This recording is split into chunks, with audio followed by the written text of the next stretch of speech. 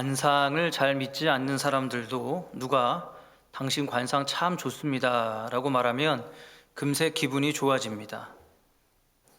백범 김구 선생님이 젊었을 때의 이야기입니다. 청년 김구는 열심히 공부해서 과거 시험에 응시했지만 번번이 낙방하고 맙니다. 그러자 아버지는 아들에게 밥벌이라도 하려면 관상이라도 한번 배워보라고 권면을 하였습니다. 김구 선생은 마의 상서라는 관상책을 구해서 그날부터 독학으로 공부하기 시작했습니다. 어느 정도 실력을 연마한 그는 어느 날 거울을 갖다 놓고 먼저 자신의 관상을 한번 보게 되었습니다. 근데 그 얼굴을 가만히 들여다보니 그 얼굴에는 가난과 풍파와 불안과 심지어 비명횡사할 애군까지 다 끼어 있었다고 합니다. 한마디로 최악의 관상이었던 것이죠. 그는 이렇게 생각했습니다. 내 관상이 이 모양인데 내가 누구의 관상을 본단 말인가. 그런데 때마침 탄식하던 김구의 눈에 책의 마지막 구절이 들어왔습니다. 그 구절은 이랬습니다. 얼굴 잘생긴 관상은 몸이 튼튼한 신상만 못하고 몸이 튼튼한 신상은 마음씨 좋은 심상만 못하다. 얼굴보다 마음가짐이 제일 중요하다는 의미였습니다. 옳거니 김구는 무릎을 탁 쳤습니다. 얼굴보다는 마음가짐이 중요하다라는 것을 깨달은 그는 그날부터 책을 덮었고 어떻게 하면 내가 앞으로 좋은 마음을 가질 수 있을지를 고민하게 되었습니다. 그리고 그는 생각했습니다. 기울어져가는 나라를 위해 내가 평생을 헌신하겠노라고 마음을 먹었습니다.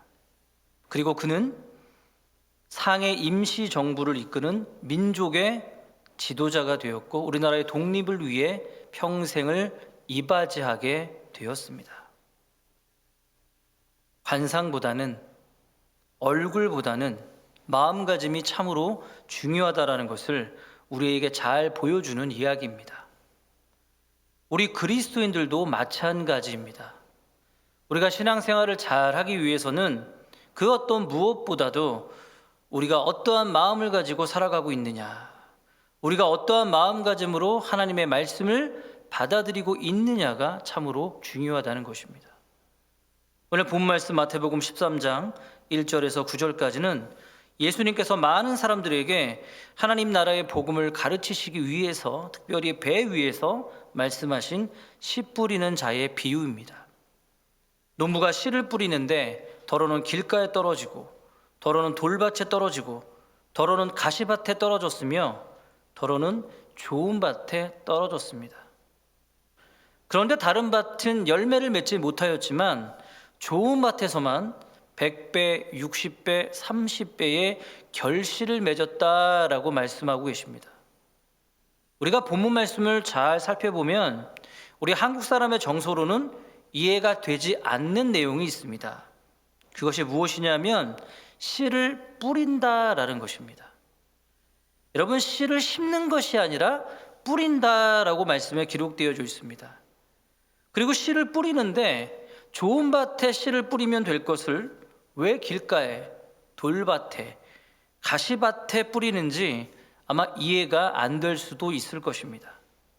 한 톨의 씨가 아까운데 가급적이면 조심해서 좋은 밭에 뿌려야 될 터인데 엉뚱한 곳에 뿌리는지 아마 우리의 생각으로는 궁금해하실 수도 있을 것입니다. 그런데 그 당시에 팔레스타인의 경자법을 우리가 이해한다면 우리가 조금은 알 수 있을 것입니다. 우리나라에서는 농부들이 씨를 뿌리기에 앞서서 먼저 밭을 갈아 놓습니다. 그리고 그 위에다 씨를 뿌리게 됩니다. 그리고 흙을 덮죠. 그러나 그 당시 경자법은 굉장히 원시적이었습니다. 그래서 맨 밭에 그냥 씨를 뿌리고 그 다음에 적당하게 흙으로 덮어서 경작하는 것이 그 당시 팔레스타인 지방에 통용되던 경작 방법이었습니다. 이렇게 씨를 뿌리다 보니까 자연히 바람이 불면 여기저기 씨들이 흩어지기 마련입니다. 그래서 씨가 좋은 밭에만 있는 것이 아니고 때로는 돌밭에도 떨어지고 때로는 가시밭에도 길가에도 떨어지게 되었습니다. 그래서 예수님께서는 오늘 이 비유 말씀을 통해서 네 가지의 밭을 이 비유를 통해서 말씀하고 계십니다. 그리고 주님은 이 비유를 말씀하시면서 어느 누구나 하나님의 천국 복음을 다 듣게 하셨습니다. 19절을 보니까 아무나 천국 말씀을 듣고라고 했습니다. 천국 말씀은 아무나 듣는 것에 구별이 없습니다. 세상적인 지식이 많건 적건, 나이가 많건 적건 간에 문제가 되지 않습니다. 그 사람이 세상에서 어떠한 지위를 가지고 있느냐도 적용이 되지 않습니다. 천국 말씀은 누구나 다 들을 수 있는 것입니다. 그래서 중요한 것은 우리가 우리의 삶에 풍성한 열매를 맺기 위해서는 우리가 먼저 주의 말씀을 들어야 한다는 것입니다. 주님은 본문 말씀 3절에서 9절까지 씨 뿌리는 자의 비유를 말씀하고 있고 18절에서 23절까지는 씨 뿌리는 자의 비유를 우리가 알아듣기 쉽게 해석해 주고 계십니다. 그런데 이 비유의 해석 가운데 말씀을 듣는 것이 참으로 중요하구나라는 것을 우리는 볼 수 있습니다. 예수님께서 이 네 가지 밭을 해석하시면서 19절에도 듣고 20절에도 듣고 22절에도 들으나 23절에도 듣고라는 말을 계속해서 여러 번 반복하고 계시다라는 것을 알 수 있습니다. 이것이 무슨 의미일까요? 아무리 좋은 말씀이라도 듣지 않는다면 소용이 없기 때문입니다. 아무리 능력 있는 말씀이라도 그 말씀을 듣지 않는다면 우리가 그 능력을 발휘할 수 없기 때문에 그렇습니다. 듣는다는 차원에서 우리가 생각한다면 네 가지 종류의 밭을 가진 사람들은 교회에 나오는 우리 성도들의 마음밭이라고 생각할 수 있습니다. 그런데 교회는 나오지만 우리 가운데 네 종류의 마음의 밭을 가지고 때로는 주님의 말씀을 받아들일 수도 있다는 것입니다. 저는 여러분들이 하나님의 전에 나와서 예배를 드릴 때에 말씀을 잘 듣고 깨닫고 그리고 여러분의 삶 속에 풍성한 열매를 맺는 그러한 좋은 마음밭이 되시기를 간절히 축원합니다. 그렇다면 이 네 가지 종류의 밭, 네 가지 종류의 마음을 우리가 한번 살펴보면서 나는 지금 어떠한 밭인가, 지금까지 어떻게 살아왔는가 한번 생각해 보시는 그런 시간이 되기를 바라고 내가 좋은 밭이 앞으로 될 수 있도록 말씀을 통해서 내가 어떻게 결단해야 되는지를 깨닫는 그런 귀한 시간 되시기를 간절히 축원합니다. 첫 번째는 길가와 같은 마음이 있다고 주님은 말씀하십니다. 뿌릴새 더러는 길가에 떨어짐에 새들이 와서 먹어버렸고. 길가는 여러분 어떤 의미입니까? 길가는 사람들이 걸어다니면서 자꾸 밟습니다. 자꾸 밟으니까 그 땅이 단단하게 굳어집니다. 사람의 마음으로 말하자면 그 마음은 너무나도 메마르고 굳어진 마음을 의미합니다. 우리가 신앙생활을 하면서 가장 조심해야 될 것 중에 하나가 우리의 마음이 굳어지는 것입니다. 이 굳어진 마음은 너무나도 완고하고 메말라 비틀어진 마음입니다. 슬퍼도 울지 않고 기뻐도 웃지 않고 하나님의 은혜를 입었어도 주님의 말씀을 들어도 그 마음에 도무지 감동이 없는 것입니다. 내가 잘못을 저질러 놓고도 그 마음에 죄책감이 하나도 느껴지지 않는 둔감한 마음입니다. 산에 가면 바위가 있지요. 그 바위도 한때는 뜨거운 용암이었습니다. 그런데 그 열기가 식어버리니까 단단한 돌이 된 것입니다. 용광로에 있는 시뻘건 그 쇳물도 식어지면 아주 단단한 강철이 됩니다. 마찬가지로 우리의 신앙생활을 할 때도 우리의 마음이 식어지고 우리가 단단해지고 굳어지는 것을 우리는 조심해야 됩니다. 신앙의 열정이 우리가 처음 가졌던 그 열정보다 내가 갈수록 식어지고 내가 단단해졌다고 생각하면 다시 한번 우리의 마음이 그 첫 신앙과 그 열정을 회복할 수 있도록 여러분 기도하셔야 됩니다. 여러분, 우리가 왜 그럴까요? 우리가 하나님의 말씀에 대해서, 그리고 교회에 대해서, 성도들을 위해서 그 사랑이 식거나 굳어지게 되면 우리의 신앙이 큰 위기를 맞았다고 생각해야 되기 때문에 그렇습니다. 스가랴 선지자는 스가랴서 7장 11절에서 12절까지 이렇게 말씀합니다. 그들이 듣기를 싫어하며 등을 돌리며 듣지 아니하려고 귀를 막으며 그 마음을 금강석 같게 하여 율법과 만군의 여호와가 그의 영으로 옛 선지자들을 통하여 전한 말을 듣지 아니하므로 큰 진노가 만군의 여호와께로부터 나왔도다. 스가랴 선지자 당시의 사람들이 마음이 굳어짐으로 하나님의 말씀을 듣기를 싫어했습니다. 하나님이 선지자를 보내도 말씀을 듣기 싫어서 등을 돌렸다고 말합니다. 여러분, 현존하는 물질 중에 가장 단단한 것이 무엇인지 아십니까? 그것이 스가랴서에서 말씀한 금강석입니다.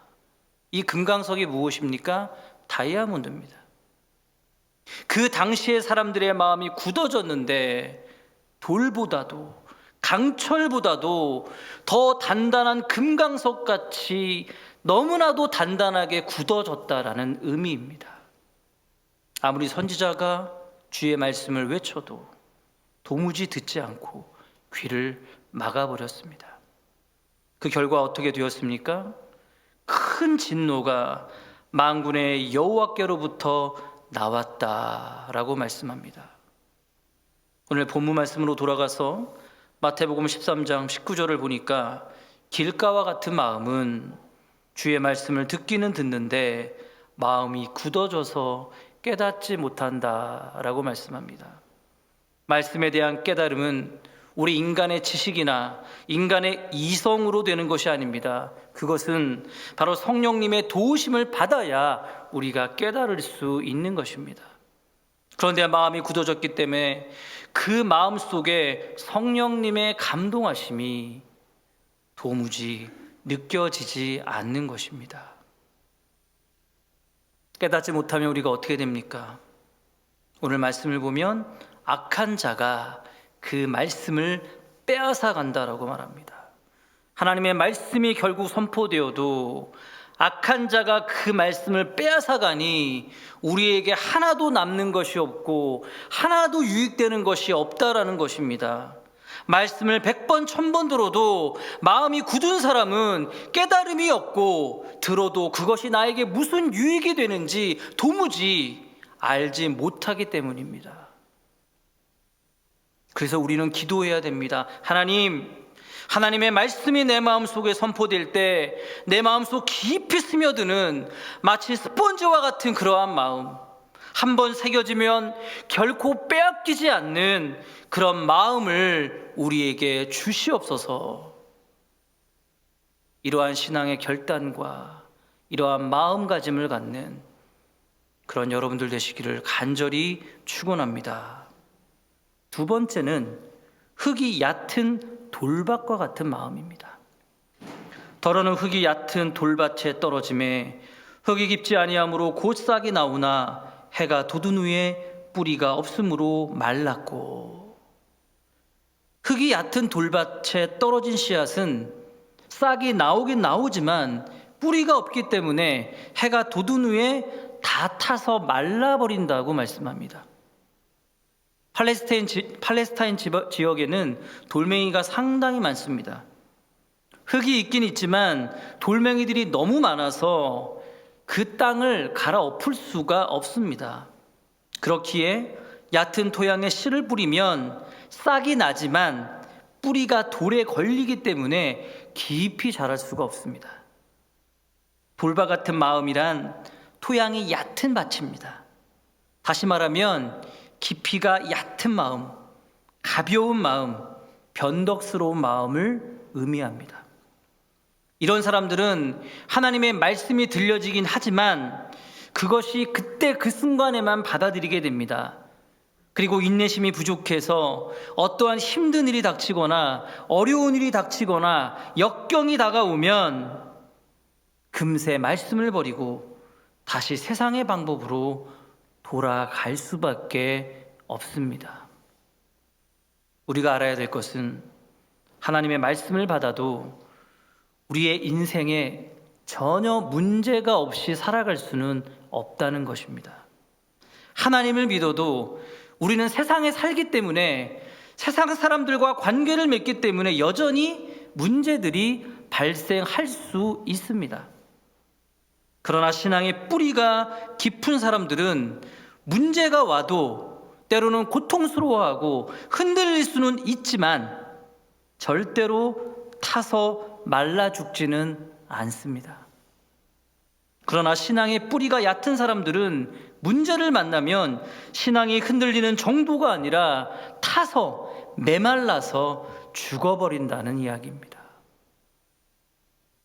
그래서 우리는 뿌리가 깊은 신앙을 가질 수 있도록 날마다 영적으로 노력해야 됩니다. 어떠한 풍파가 다가와도 능히 이겨낼 수 있는 깊이 뿌리 박힌 그러한 신앙, 흔들리지 않는 믿음을 가지기 위해 늘 기도하고 하나님의 말씀으로 전신갑주를 입고 무장하는 그러한 여러분들 되시기를 주님의 이름으로 간절히 축원합니다. 세 번째는 가시떨기와 같은 마음입니다. 더러는 가시떨기 위에 떨어짐에 가시가 자라서 기운을 막았고, 팔레스타인 지역에는 돌멩이도 많지만 가시덤불도 역시 상당히 많이 자랍니다. 일반 식물은 잘 자라지 못하고요, 가시나무는 너무나도 쭉쭉 잘 자란다고 합니다.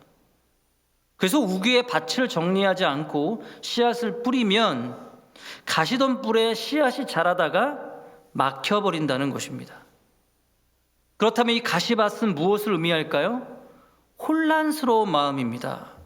마음이 정리되지 않고 늘 복잡한 마음가짐을 의미합니다. 그럼 가시밭에 있는 그 가시는 무엇을 말할까요? 여러 가지가 있겠지만 22절의 말씀을 통해서 보면 두 가지 가시를 말씀합니다. 첫 번째는 세상의 염려와 걱정입니다.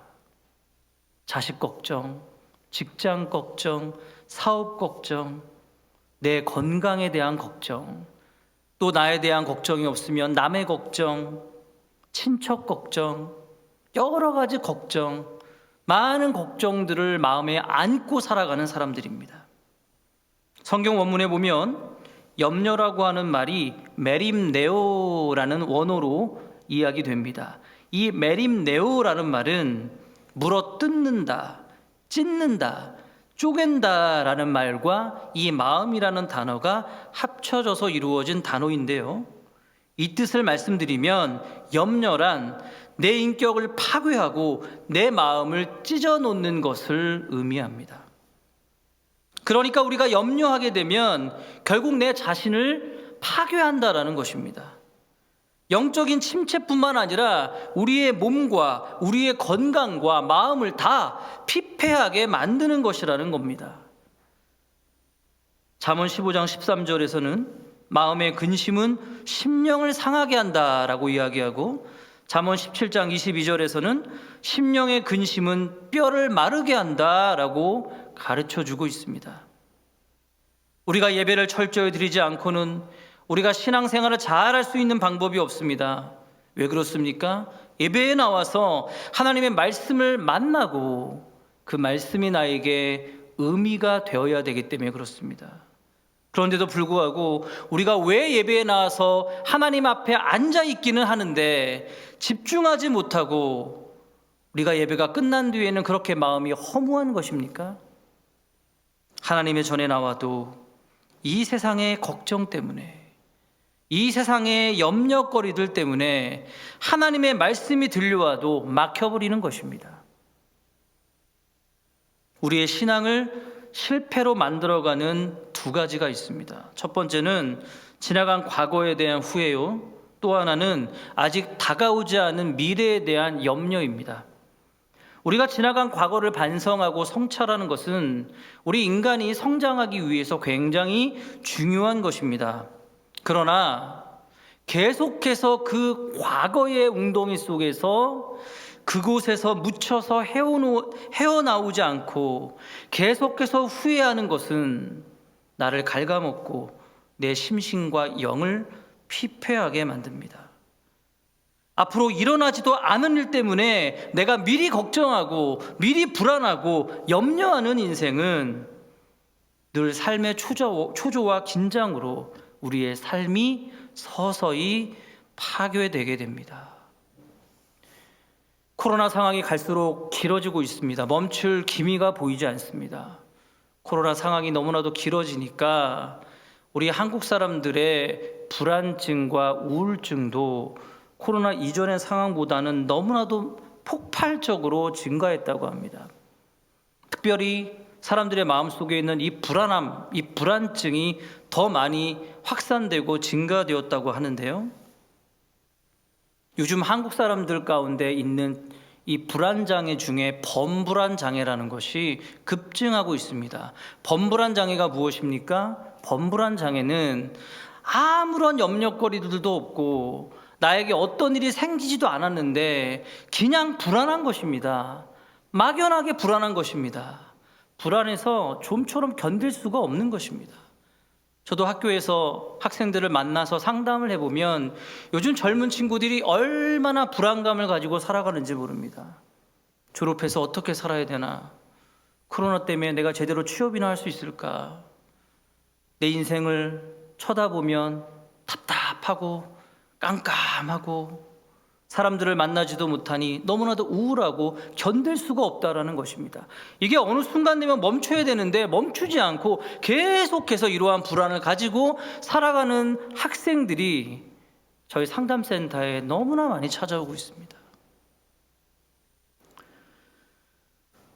이러한 불안감을 가졌을 때 우리가 어떻게 해야 될까요? 하나님, 나의 마음을 성령으로 이 불안함을 깨끗하게 해결해 주시고 하나님 바라보는 믿음으로 이 불안함을 극복할 수 있도록 도와주옵소서. 때로는 믿음의 선배들을 찾아가고 때로는 하나님의 말씀을 듣고 찬양을 들음으로써 내 마음에 평강이 깃들기를 위해서 기도해야 됩니다. 기도할 때 그러한 불안한 마음이 나사렛 예수의 이름으로 다 사라질 줄로 믿습니다. 또 하나의 가시는 바로 재물에 대한 유혹입니다. 재물의 유혹은 우리의 마음을 참으로 혼란스럽게 만들고 말씀이 결실하지 못하는 요인이 됩니다. 요즘 사람들 돈을 참 좋아하죠? 돈이라면 세상 하직하려도 하고도 눈을 번쩍 뜬답니다. 성경은 말씀합니다. 돈을 사랑함이 일만하게 뿌리가 된다. 재물의 유혹은 가시떨기입니다. 많은 사람들이 이 재물의 유혹에 너무나도 잠식되어서 서서히 질식되고 맙니다. 재물은 아주 달콤한 것이라서 내가 알게 모르게 점점 이 재물의 유혹의 늪에 서서히 빠져들게 되는 것입니다. 그리스 신화에 이런 이야기가 나옵니다. 큰 상금과 명예가 걸려있는 경주대회가 있었습니다.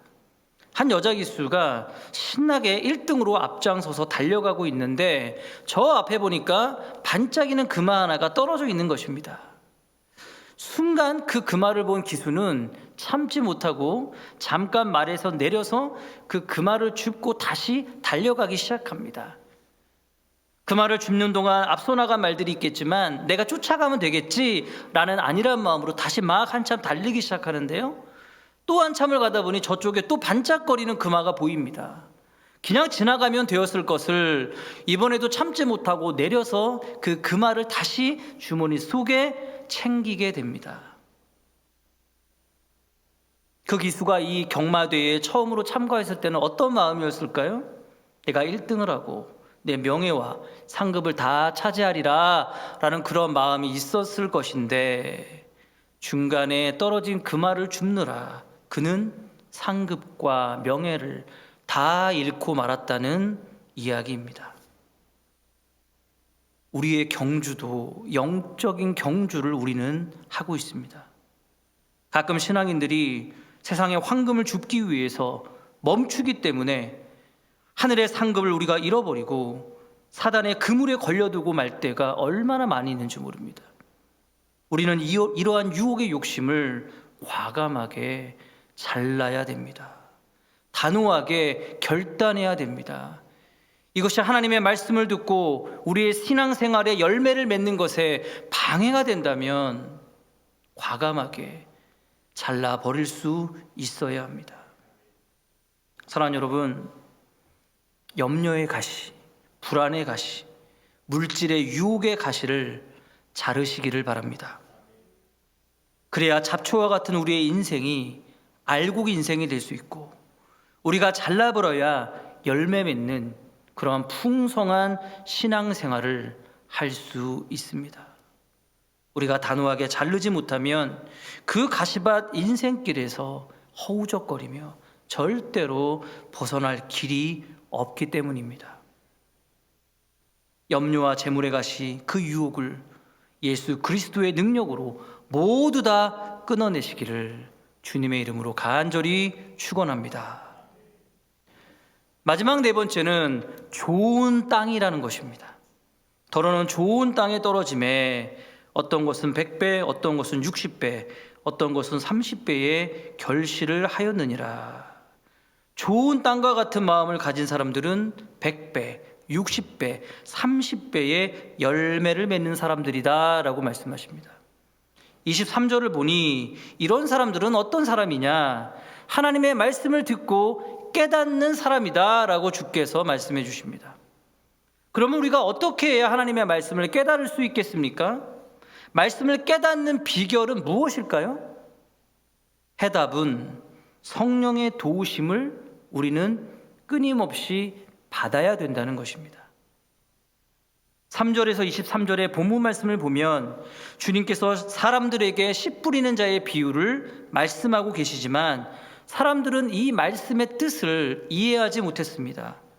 그 이유는 오늘 본 말씀 14절에 이사야의 예언을 보면 사람들이 듣기는 들어도 깨닫지 못하고 보기는 보아도 알지 못하는 이유 때문이었습니다. 그래서 주님께서 사람들에게 비유를 통해서 알기 쉽게 해석까지 해 주시면서 하나님의 말씀을 설명하고 계신 것입니다.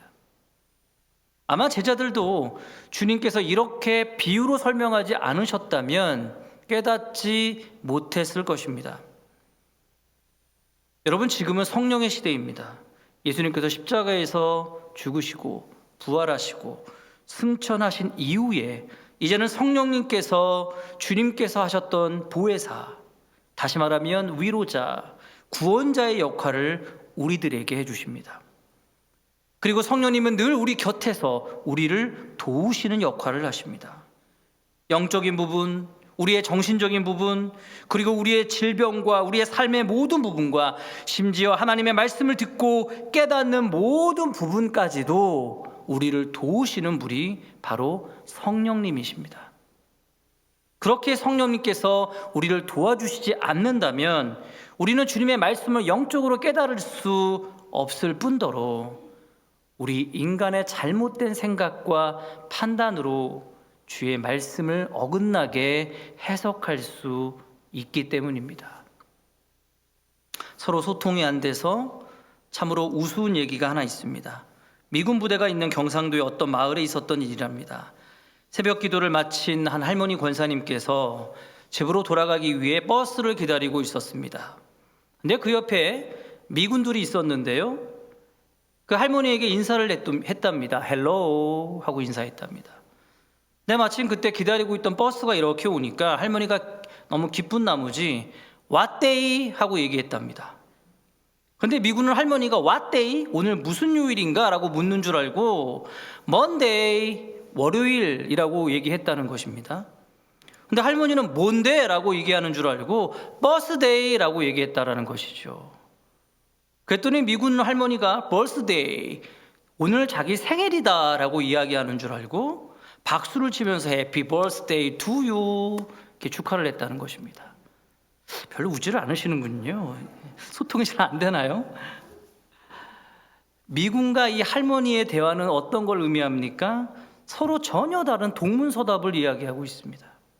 이것이 대화라고 이것은 말할 수 없을 것입니다. 마찬가지로 성령님의 도우심을 받지 못한 사람들은 하나님의 말씀이 선포되어도 귀에 들어오지 않고 내 마음대로 엉뚱하게 생각할 수 있다는 것입니다. 그래서 우리는 하나님의 말씀을 통해서 그 말씀이 나에게 어떤 의미로 오는지, 그 말씀을 통해서 내가 한 주간을 어떻게 살아가야 하는지를 깨달을 수 있도록 성령의 간구하심과 도우심을 위해 우리는 기도해야 될 줄로 믿습니다. 또한 성령님은 우리가 말씀을 듣고 깨닫는 일만 도우시는 분이 아닙니다. 로마서 8장 26절을 보면 성령도 우리의 연약함을 도우시나니 라고 말씀하십니다. 여러분, 우리 인간이 얼마나 나약한 존재입니까? 하루하루 정말 그 마음이 너무나도 수시로 바뀌는 게 바로 인간입니다. 우리 인간은 한 치 앞을 내다볼 수 없습니다. 여기 앉아 계신 여러분들 중에 당장 내일 무슨 일이 있을지 알고 계시는 분이 아마 안 계실 것입니다. 우리가 일을 하면서도 그 일이 잘 될지, 사업이 잘 될지, 우리가 결혼을 하면서 배우자를 구하게 될 때도 이 배우자가 나에게 영적인 축복이 될지 아니면 나를 고통스럽게 할지 알 수가 없습니다. 직장에 취업을 하더라도 그 직장이 앞으로 번성하게 될지 문을 닫을지 우리의 일은 한 치 앞을 내다볼 수 없는 것이 우리의 인생입니다. 그렇기 때문에 우리가 성령 충만하기 위해서 성령님에게 우리의 앞길을 인도해 달라고, 우리가 옳은 길을 선택할 수 있도록 우리에게 지혜를 달라고 우리가 간구해야 됩니다. 하나님 앞에 간구하고 기도할 때 성령님께서 우리의 앞길을 내다보시고 우리가 옳은 길을 가야 할 길을 선택해 주시고 우리의 앞길을 활짝 열어놓아 주실 줄로 믿습니다. 어떤 한 분이 자기 집 마당에 나뭇가지를 꺾어서 이거를 다 태우려고 이렇게 쌓아 놓았는데 거기에 예쁜 새 한 마리가 오더니 거기에 집을 짓고 있더랍니다. 며칠 후면 이 나뭇가지는 이제 다 태워서 버릴 것인데 새가 거기 와서 집을 지으니 이 사람이 안타까운 마음에 그 새 집을 부숴버렸답니다. 새야, 여기에 집을 지으면 안 된다. 이거는 며칠 못 가서 다 이제 없어질 것이란다. 근데 그 새가 그 주인의 말을 알아들을 리가 없죠. 그 다음날 또 와서 그 나뭇가지에 또 집을 짓더랍니다. 그 안타까운 마음에 이 사람이 또 그 집을 다 또 부숴버린 것이죠. 아마 새가 이렇게 생각할 수도 있었을 겁니다. 아휴, 저 인정머리 없는 사람 같으니라고. 얼마나 미워했겠습니까? 그래서 그 다음날 그 새는 할 수 없이 그 집 부엌 앞에 있는 큰 나무 위에다가 집을 지었다고 합니다. 그제서야 그 사람도 그래, 이제는 됐다. 거기에 집을 짓고 잘 살아라 라고 했습니다. 새는 그 사람을 원망했겠지만 그 사람은 새를 안전한 곳에 집을 짓기 위해서 그 나뭇가지 위에 지었던 그 집을 다 부숴버린 것입니다. 사랑하는 여러분, 때로는요 우리가 하는 일이 자꾸 안 될 때가 있습니다. 기도를 하는데 자꾸 기도가 막히고 안 될 때가 있습니다. 왜 그럴까요? 그것은 우리들에게 때로는 하나님의 뜻이 아니고 하나님이 원하시는 않는 것이기 때문에 하나님께서 때로는 그것을 막으시고 안 되게 하시는 하나님의 깊은 섭리하심이 있다는 것을 믿으시기 바랍니다.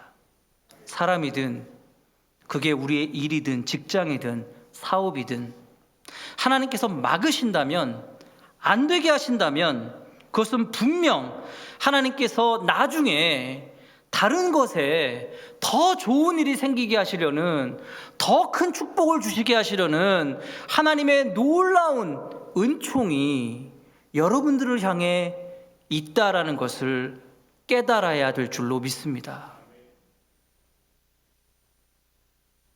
사랑하는 여러분, 좋은 믿음의 밭이 다 되시기를 축원합니다. 그 좋은 밭을 통해서 하나님의 영적인 황금을 캐내시는 여러분들 되시기를 간절히 바랍니다. 우리들의 마음이 단단해져 있습니까? 그 마음이 부드러운 마음으로 바뀌어서 하나님의 말씀이 나에게 선포되어질 때 그 마음판에 그 말씀이 새겨져서 절대로 빼앗기지 않는 그러한 은혜의 말씀으로 우리에게 깃들기를 소원합니다. 하나님의 말씀을 잘 듣고 성령님의 도우심을 간구하여 그 성령님의 도우심을 통해서 우리가 말씀을 깨닫고 우리의 삶의 영적인 풍성한 열매가 30배, 60배, 100배의 결실을 맺으시는 여러분들 되시기를 주님의 이름으로 간절히 축원합니다.